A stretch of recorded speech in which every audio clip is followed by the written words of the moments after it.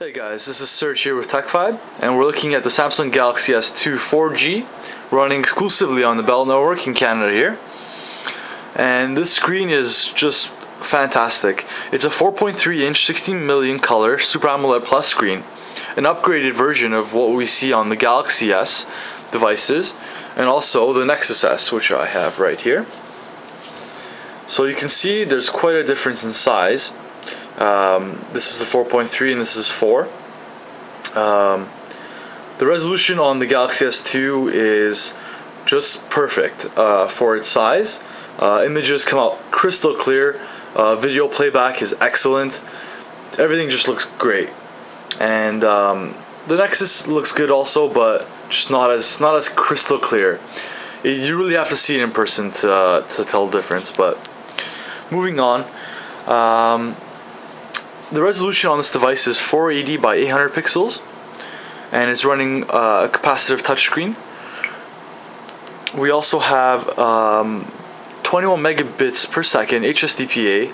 That's 4G running on the Bell network, and this is running 1.2 gigahertz dual-core processor. It's running the Cortex A9 CPU.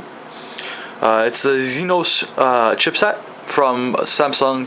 It's a proprietary CPU, and it's dual core, and it's running actually perfectly.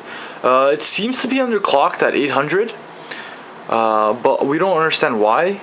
This should be running at 1.2, but some users say that this is actually able to go up to, once overclocked, is able to go up to 1.5 gigahertz, which is just blistering fast, especially on a dual core device. This also has a 1 gigabyte of DDR RAM. On the front here, we have the home button on the bottom, and the menu button on the left side shows you all your options, and the back button on the right side. Now, if you hold down the menu button, this brings up the Google search option. That lets you search Google online and through your device. Now, if you hold the home button, this gives you the recent tasks, recent applications pop up, and you also have a task manager shortcut here. So this is pretty much the exact same thing as active applications. This is just a widget for task manager. So if you click on that, it goes into the task manager application, and you have active tasks running here. So let's say we ran Gmail, just minimize that, and what we see come up in the active applications. Here's the downloaded things we have on the device. Here we have RAM, and that's the applications currently running and using RAM on the device. So right here you see 832 megabytes. So not really the same as the advertised 1 gigabytes, but we make do with it. And here is storage on the device and the SD card. The SD card is capable of up to 32 gigabytes, and the internal is 16 gigabytes. So it's quite the hard drive space for you. On the front, we have the front-facing camera. Now, on previous devices, this was a VGA camera, which gave us not too great image quality. But now this has been upgraded to a 2 megapixel camera, which is just fantastic. Now, what we have on the back is an 8 megapixel camera with LED flash. This is just perfect for video recording and for pictures. This can record up to 1080p HD video recording at 30 FPS and also 720p. We'll talk about the difference in a little bit when we start looking at video. So here we have the battery. That's actually from Beautiful Widgets. The control panel up here lets us change everything. So this is the TouchWiz 4 from Samsung. Here are the home screen buttons, the messaging. This is actually interesting. So if you click onto a message, and let's say you got another message, it would show up on this side, and you can actually just scroll through these and have this message still running. So if you press back, you can go into the next message, and that'll come up there. So that's really cool. And that's a new feature that comes with TouchWiz 4. So let's move on. The browser on this is really fast. It's actually faster than other third-party browsers that we've downloaded and used, such as Firefox and Dolphin browser, which we were actually big fans of, but this is just perfect. You just can't get better than this, so nothing to change. So let's go to TechFibe, and we can show you the browser. So this is running on their network right now, which is very fast, 21 megabits per second. And so here we go. Loaded very quickly the entire website, full desktop view. So another cool feature about this browser that comes with TouchWiz 4 is the zooming. So if you hold two fingers down and you tilt it back and forth, you can easily zoom into whatever you want. So let's say we're going to zoom to this text right there, zoom in, zoom out, and you can even do the pinch to zoom like before. So as you can see, it's very clear even going straight in.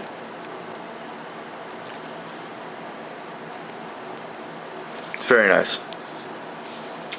Another cool feature is the pinch to zoom. So let's say you have two windows open. So once it's loaded, if we pinch to zoom, so we can see tabs here. Now this is convenient because you can open other tabs on the bottom and pinch to zoom again once it's loaded. And you can even close the tabs from here. It's very convenient. Moving on from there, we have the applications menu, which is styled to just go horizontally rather than scroll vertically. And this features all of Samsung's TouchWiz applications such as Music Hub, Game Hub, which really gives you some great trial games. So you can definitely try out some new games that you've never tried out before. And just download the demos, play them, and then from there you can just download it yourself, buy the full app. There you go. Those are all of the games. Some really good games there. Assassin's Creed, Brothers in Arms is great. Dungeon Hunter is also a great game. So let's go back. And here's the phone app. Here's the keypads, the contacts, and you can add the favorites, of course. The widgets are very cool. Here's one interesting one. I'll just toss that out. So, adding a widget. So you just hold on to the home screen and this pops up. So you can see the home screen becomes minimized and the options comes up on the bottom. Now if you click on widgets, this brings up the widgets on the scroll screen on the bottom, where you can just scroll horizontally through all of your widgets rather than see a vertical list and go through those. This is more intuitive because what happens now is, let's say I want to add a bookmark onto the desktop. So we just hold that, and here it gives us a rectangle spot of where we want to put this. And this is very convenient because it's a lot easier to maneuver rather than first place it and then move it. So we can just put it in the left corner. Now if you tap this, it opens up a menu to add one of the bookmarks. So we'll add this. And here you have a small example of the bookmark. And if you click on that, go straight there. Okay. So what else do we have here? So we have some great widgets that came with it, like the agenda widget and some other great ones. Buddies Now, where it puts all of your stuff together. We'll actually go to the Social Hub, which is Samsung's answer to all of your social medias or networkings. So Twitter, Facebook, text messaging, it all puts it into one feed, and you can just go through all of those in one fell swoop, which is great. So we also have the Readers Hub, which allows you to store and view all magazines, newspapers, ebooks, download them. It's pretty intuitive. We won't get the update right now, but it's a good app. What else do we have here? So here's a look at the calendar app. So talking more about this device, the charging port is a micro USB. and it's also its TV out connector. This is called MHL support. It's run through micro USB, and what this does is allows users to have another adapter that connects to this. Usually Samsung will bring out their own adapter for this device, which will probably be available at Best Buy, Future Shop, and Bell at its time of release. By the way, check out our website. We have a list of accessories that you might like and prices coming up. So, what that will do will allow you to connect this to your TV with an adapter to let's say a HDMI connection, and connect that to your TV, which is great. It doesn't add more to this device. It keeps it slim, I'm sure. This is a very slim device. Now, when compared to, let's say, the Nexus S, you can see right there, there's quite a difference here in width. It's very thin, very lightweight. Now, the case for this device is very nice, very slim. The back is almost a mesh, kind of gives a chrome feel to it. Very flexible, very durable, I assume. In the back we have the 1650 milliamp battery, micro SD slot, the SIM card, and that's it. So closing this, you just have to be very careful. It's the bottom first, and then everything else just kind of snaps into place. Just give it a one quick go. Okay.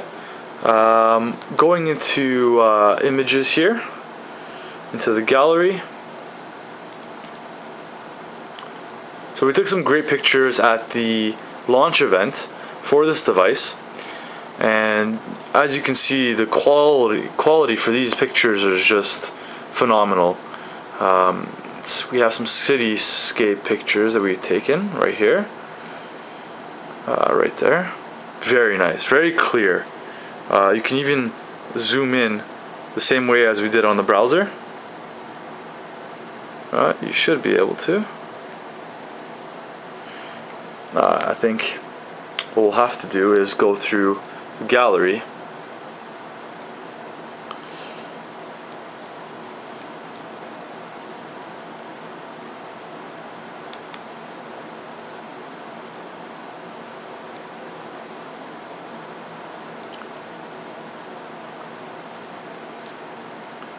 And there, it just gives us a tip to do that.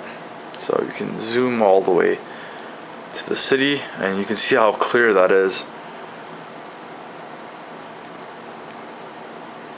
So that's as far as we can go, but as you can see, that's quite far and that's quite clear. You can almost get the time off that building. It's very nice though.